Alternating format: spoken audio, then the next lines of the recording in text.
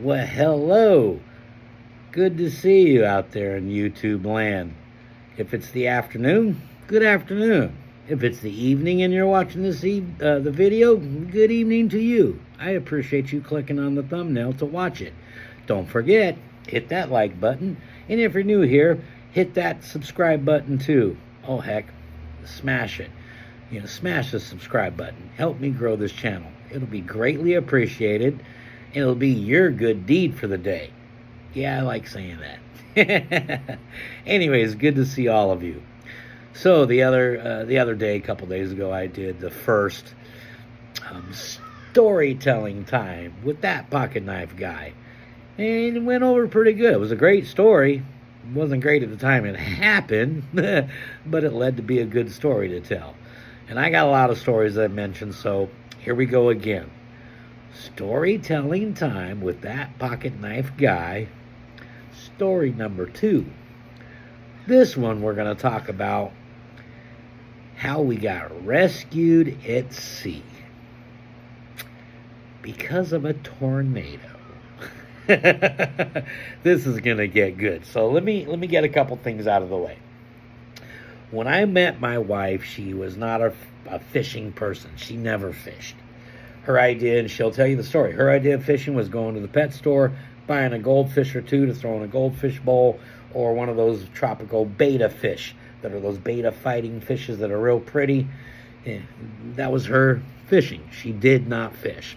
Well, I'm an avid fisherman, and I used to, just one of my things, besides surfing, martial arts, boxing, my artist stuff, my things, I'm a little artsy-fartsy. I love to fish. I just grew up fishing in the ocean in California. Yeah, I do freshwater too, but again, I prefer the ocean because it's bigger fish, Okay, so with that being said, I turned my wife into such a fishing machine, and she learned very well. She could outfish most men. And I'm not just saying that to say it. She's proven it. We've went on it was either a 3 or 4 day excursion out to the battlegrounds or whatever. It's 100 feet deep plus out there in the Gulf of Mexico.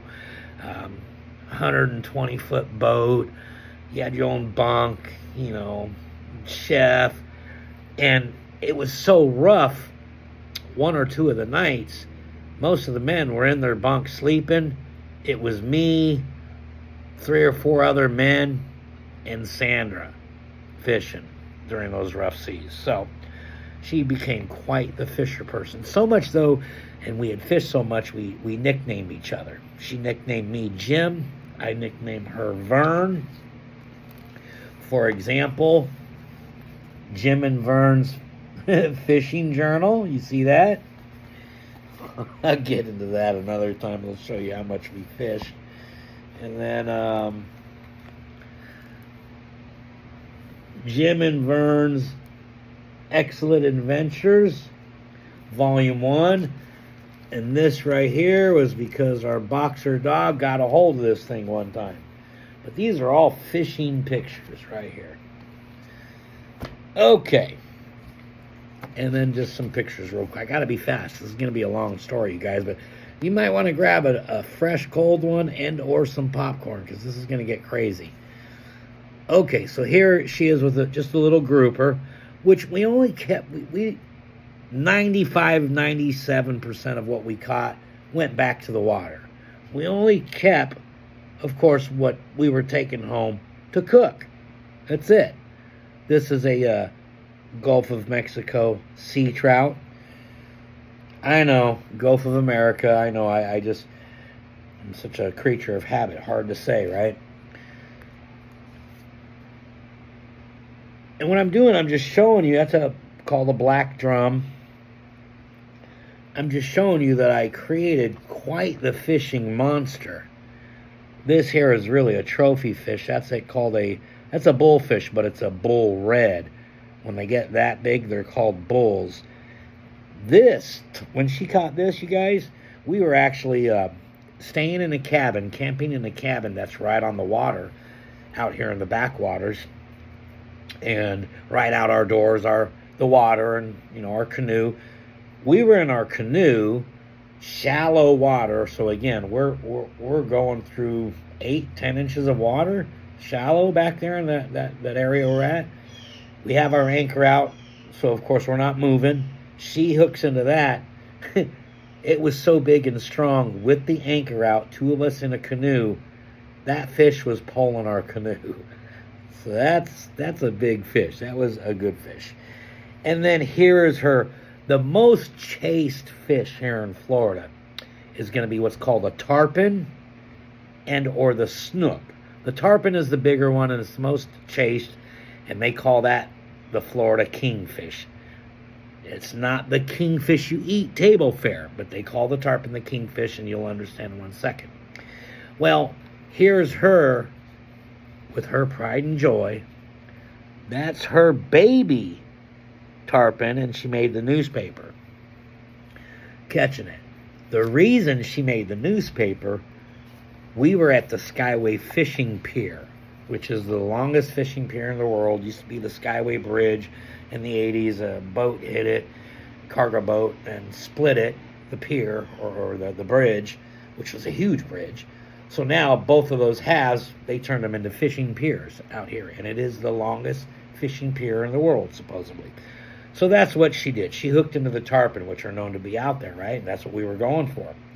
Well, she hooked it, tired it out, and the reason that's the most chased fish, you guys.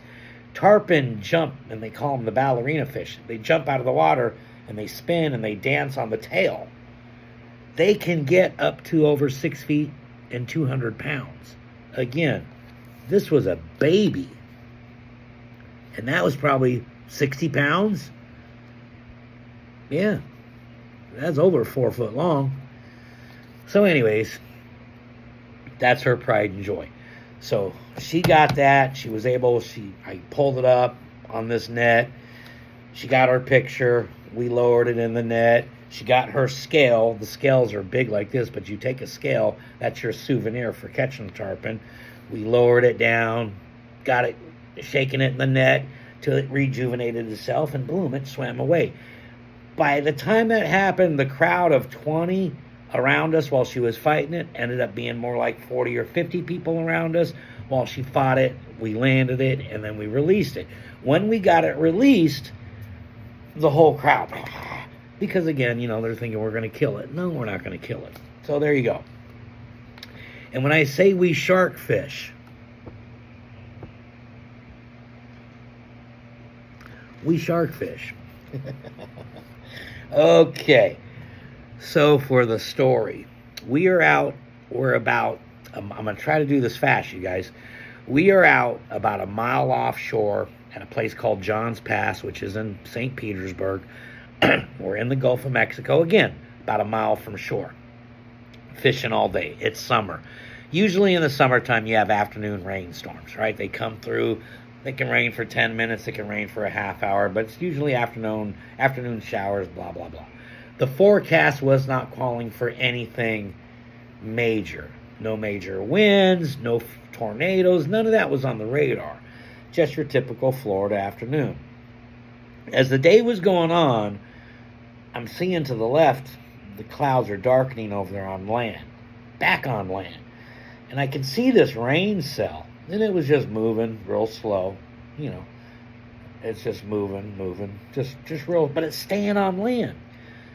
Sandra notices it too. She knows I'm paying attention to it, and she's like, well, maybe we should go in, because, honey, these other boats, these fishing vessel charters that people chartered, they're passing us. They're going back into Johns Pass, which is where you get to the back intercoastal waters. Get out of the Gulf, right? Go to the backwaters. So they were, of course, boats were going into Johns Pass. She says, you think we should go in? I'm like, honey, it's staying on land. It's just a rain cell. I'll just move another half mile or a mile out. She's like, okay. And so that's what I did. So I started up the boat, pulled up the anchor, and I moved it about a mile further into the Gulf. So now we're about 2 miles into the Gulf of Mexico. Well, that storm my hand's over here and I'm moving it slowly, you'll see. That storm is just moving real slow onshore. I don't know, but it's turned into a tornado, you guys. Ripped off the roofs of 40 some odd homes. Again, we don't know this. And it got right here to Johns Pass, which was an opening where all the water that goes back into the intercoastal backwaters comes from the Gulf of Mexico and goes back there, right? Well, it was outgoing tide, so all that water in the back is flushing out to the Gulf, outgoing tide. And when I say flushing, the water back there is dropping from 2.5, 3 feet all the way down to this. So the water is really, the force that's going out is crazy. Well, when that storm hit here and got to Johns Pass outlet, which is an inlet, it turned with the outgoing tide. Well, guess who was sitting out here in a little 17-foot flats boat? Man, it turned on so fast. The wind was crazy. You couldn't hear. The rain was the worst rain I've ever been in. You couldn't see 5-10 feet in front of you. The rain was coming down so hard and frantically, it was pelting you. We didn't have our life jackets on. Of course, the boat's proper. We got the life jackets. They're in the cubbies down there, but we're not wearing them. But we're sitting on floating cushions. And I look at Sandra, and she's got her floating cushion on her head. She kind of turned. She was as white as a ghost. And the fear in her eyes, shook me to the core. So all this is going on, and again, we're in a 17-foot flats boat. It's probably got, I don't remember, 25, 30 horsepower engine. So I'm standing at the center console. We have two 5-gallon orange, 5-gallon plastic gas tanks. They sit down in a little cubby thing in the very back next to them. The motors out. They're in the very far back. We have a 5-gallon bucket, which is our bait bucket, which has live shrimp with a little battery aerator on there. So when all this hell is breaking loose, all of a sudden I noticed the bait bucket floating by me, and I'm realizing I'm already standing in 12, 13, 14 inches of water in our boat from the rain and just the water coming over the sides. I'm flooring the boat to go forward, and I'm looking I'm flooring it to go forward, and I'm looking at the water. I'm realizing I'm flooring it to go forward. The boat is being snatched backwards, and the whole time the boat's bouncing like freaking crazy, right? So I time it when the boat's bouncing like this, and I spin it around. So now I've got the front end facing the way it was yanking us, and I'm flooring it to go forward that way, and I'm watching the water. Next thing I know, it's sucking us back that way. So there was a vortex or something, right? It didn't matter. I floored it that way, we went that way. I spin the boat around that way, floor it that way, it's pulling us that way. The 5-gallon gas tanks, they were sunk into they sit in a little cubby that's lower than the floor. Well, that cubby filled up with water, which made those 5-gallon plastic tanks float up. Now they're banging right here, but they're tethered, so they weren't totally loose, but they broke from their storage area, their cubby. All right. So again, harrowing, scary. I got my radio. Mayday, mayday, we need help, We're out at Johns Pass. We're just sitting here and the storm's coming through. Oh, we need help. Mayday, mayday. It's so loud I can't hear anything coming back on the radio. Sandra at that point had grabbed her cell phone. She was calling whoever she was calling. Her cell phone went dead. Then all of a sudden, again, you can only see 7-10 feet in front of you, I guess. All of a sudden I see this big fishing boat And when I say big, it was a 3-story fishing vessel. So I estimated it 35, 36 feet in length. And it was 3 levels, right? All of a sudden, boom, this boat breaks through. And he's like coming towards us. And he gets close enough to where he had his megahorn. And all of a sudden you hear, "Hey, would you guys like some help? Would you like us to take over your vessel?" I'm like, "Yeah, we need help. We need help." I'll be damned. That boat doesn't continue positioning to where it turned back at John's Pass. And now we're looking at the rear end of that boat. You can see the 3 levels, right? We're looking at the rear end. And you're seeing people on the back end of this boat. All of a sudden, you see this guy. He's got a life jacket on. He jumps in the freaking water. Well, because the current was going out, he knew it was going to bring him to our boat. The dude jumped in the water, floats right over, and boom, we grab him, pull him in the boat. I'm looking. Next thing I know, another guy jumps in the water with no life jacket, because the first guy did and made it to us. The other guy did without a jacket and made it to us. Now, we got these 2 guys in our boat, and they say, "Get to the front of the boat, get their load," because again, we had so much water in the boat. The boat was like this, you guys. It was literally like this. So Sandra and I go to the front of the boat, and we sit on the front, which kind of lowered it down a little. The one guy grabbed the 5-gallon bucket that was floating that had shrimp in it, and he's bailing the water out. The big boat is making circles the whole time around us while these guys are doing this, right? And then all of a sudden, the big boat, boom, and starts going back to John's Pass, to the inlet, which we were right out of it, but it was just behind us. So he's spinning while the boys, the guys in our boat, are helping us, and they're doing what they're doing. They're driving my boat. I'm on the front end with Sandra, huddling with Sandra, and the big boat does this, and then goes towards John's Pass, and that little boat just got right behind it, and boom, drove all the way back into John's Pass.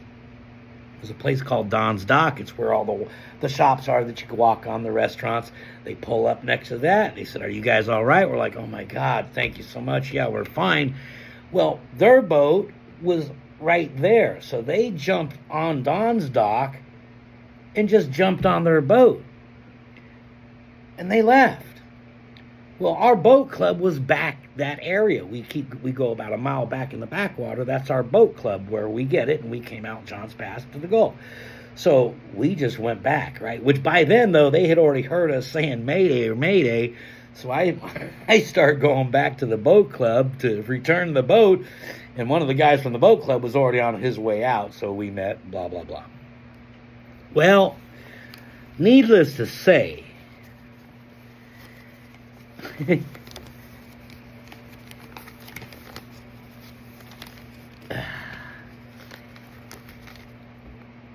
it made the newspaper. Rescued boaters want to say thanks. Caught in a Gulf storm, the shark fishing couple are saved in a daring act by the anonymous crew of a passing boat. Madeira Beach. The sky was so dark Saturday afternoon that fisherman Thomas Painter couldn't see 10 feet in front of him.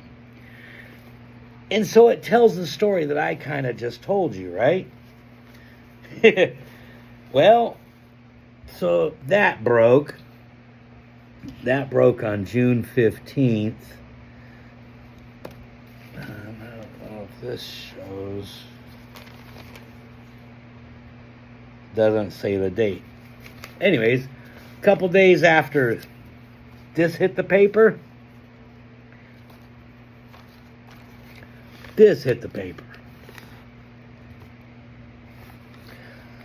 Boaters, rescuers now known.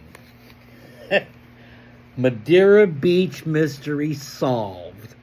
Now, this first one, this article was on the front page of Neighborhood Times, where when you open it up, our picture was this freaking big. anyways, so this was the second article. 2 charter fishermen fished a good day of angling with a good deed during a violent storm. This article tells the story from this captain's viewpoint of what he witnessed. Now, here's what's kind of crazy too.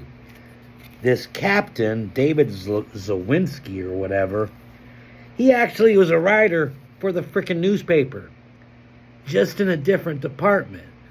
So when this article broke, you know, I guess they get a copy, right, of their own newspaper. This article broke, he's reading it, he's like, what? That was us. So he called down to that Amy who wrote this article, and he says, that was us who rescued those guys. So here's what happened. The 2 guys that jumped in the water, excuse me, my nose is running. The 2 guys that jumped in the water, they were Dave's charter clients that day. They're repeat customers of his that come into town and book him every time they come to town. They were 2 brothers. So the first one who jumped in with the life vest and got to my boat, the second one jumped in without the life vest, and they were brothers. And when, I'm not going to read this to you, but basically what he says is when they first broke through that rain band, as he called it, said the same thing. You couldn't see 10 feet in front of you. We broke through it, and we could see their vessel. We could see their boat. And when we saw their boat, it was completely vertical. Remember how I said when all that action was going on, it was bouncing so much, and I'm flooring it forward, but the seas were just going crazy, and it's bouncing. I would spin it around, and then I would try to go this way, and I would spin it back. Well, they actually broke through the rain band to where they could see us at one of those times when it was flipping vertical and I was spinning it around. He mentions that.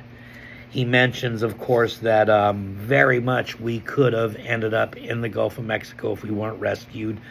The article also states how much damage the tornado did. It did rip off roofs and damage over 40 some odd houses, and then spun, and there we were. So again, I just wanted to thank them and buy them dinner, buy the crew dinner, buy the captain a case of beer, which I'm 100% non-alcoholic, but I know a lot of people like their beer, so I wanted to do something for the man. He saved us. He didn't want the thanks was enough. He says, hey, I'm a fisherman, you're a fisherman, fishermen stick together. I'm glad that we were able to help you. So kudos to Mr. Zawinski.